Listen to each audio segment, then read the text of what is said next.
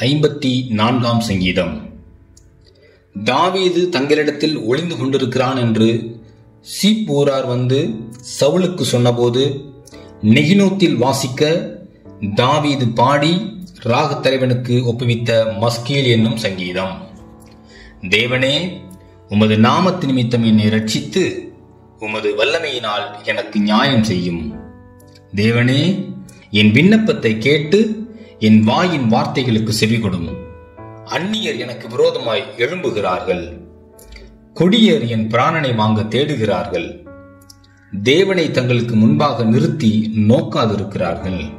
இதோ, தேவன் எனக்கு சகாயர். ஆண்டவர் என் ஆத்மாவை ஆதரிக்கிறவர்களோடே இருக்கிறார். அவர் என் சத்துருக்களுக்கு தீமைக்கு தீமையை சரி கட்டுவார். உமது சத்தியத்தின் நிமித்தம் அவர்களை நிர்மூலமாக்கும். உற்சாகத்துடன் நான் உமக்கு பலியிடுவேன்.